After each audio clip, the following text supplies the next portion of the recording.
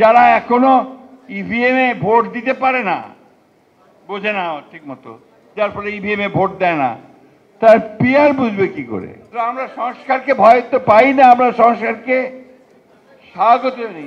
এই দেশের মানুষ যেটাতে অভ্যস্ত সেই ভোটের ব্যবস্থা করেন।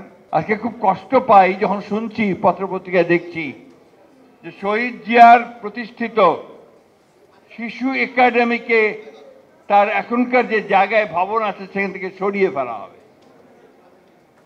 আমি স্টেটমেন্ট দিয়েছি, আমি আজকে আবার অনুরোধ করব।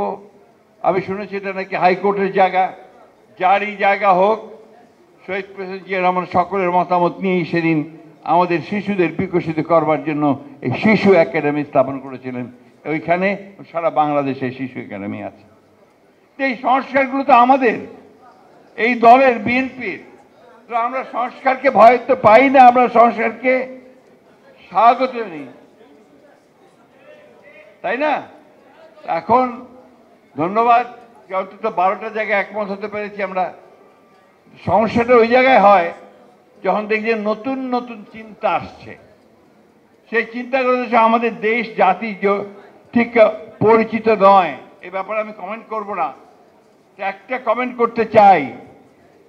এই যে পিআর, প্রপোর্শনেট রিপ্রেজেন্টেশন, বা বাংলা কি বলে, আনুপাতিক হারে প্রতিনিধি আপনার পার্লামেন্টের লোয়ার হাউসে, এটা আমাদের দেশের মানুষ বোঝেই না। Hire Google TV, endless color, smart living. বোঝেই না। তারা বলে পিআর কি জিনিস ভাই?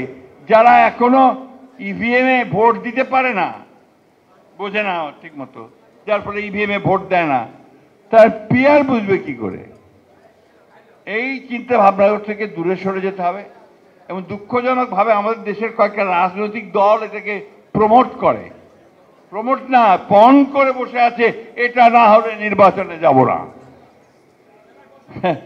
এখন কি বলবো বলেন?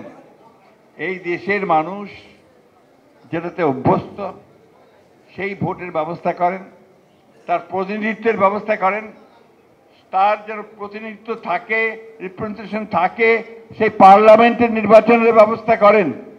তাহলে এই সমস্যাগুলো সমাধান হবে, না হলে হবে না।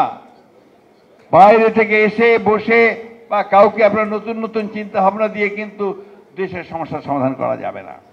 আমরা খুব পরিষ্কার করে বলতে চাই, আমরা চাই অবিলম্বে সংস্কারগুলো শেষ করুন, অবিলম্বে এই যে একটা আছে আপনার সনদ ঘোষণা, সেই সনদও ঘোষণা করুন।